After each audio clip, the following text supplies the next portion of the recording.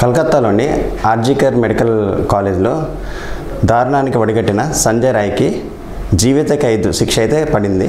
అంటే వాడు చచ్చేంతవరకు జైల్లోనే ఉండాలి. అదే కాకుండా బాధితురాల కుటుంబానికి 17 లక్షల ఎక్స్గ్రేషియా చెల్లించాలని బెంగాల్ గవర్నమెంట్కి కోర్టు అయితే ఆదేశాలు ఇచ్చింది. అయితే ఈ కేసులో చాలా ప్రశ్నలు అయితే అలా మిగిలిపోయినాయి. పోస్ట్మార్టం రిపోర్ట్ ప్రకారం బాధితురాల మీద అత్యాచారం చేసింది ఒక్కరు కాదు, ఎక్కువ మంది. ఎందుకంటే ఆమె స్పర్మ్ కౌంట్ ఎక్కువ ఉంది అందులో. నెక్స్ట్ ఆ అమ్మాయి ఒంటి మీద చాలా గాయాలు అయితే ఉన్నాయి. ఆ గాయాలు చేయడం ఒక్క వ్యక్తి వల్ల అయితే కాదు, 3 లేదా 4 అయితే ఇన్వాల్వ్ అయ్యి ఉంటారని చెప్పి అనుమానాలు అయితే వ్యక్తమవుతున్నాయి. కానీ పోలీసు వారు ఎవరైతే ఫస్ట్ నిందితుడిని అరెస్ట్ చేశారో సిబిఐ వాళ్ళు కూడా అతన్నే పట్టుకొని ప్రస్తుతం అయితే జీవిత ఖైదు విధించారు. మిగతా విషయాలన్నింటినీ సిబిఐ వాళ్ళైతే కొట్టిపారేశారు. అసలు కాలేజ్ ప్రిన్సిపల్, మేనేజ్మెంట్ మరియు అధికార పార్టీకి సంబంధించిన వాళ్ళ లింకులు ఏంటి అనే విషయాలు మాత్రం ఏమీ బయట పెట్టలేదు. మిగతా మొత్తం గాలికి వదిలేశారు.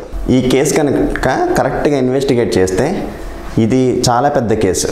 ఎన్నో విషయాలు, భారీ ఎత్తున మెడికల్ మాఫియా అయితే బయటపడుతుంది.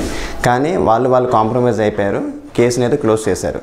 దీన్ని బట్టి మనకి అర్థమవుతుంది ఏంటంటే ఎంత బలహీనమైనటువంటి వ్యవస్థలో ఉన్నామో, మన వ్యవస్థలు ఎంత చేత కానివో మనకు అర్థమవుతుంది. Thank you.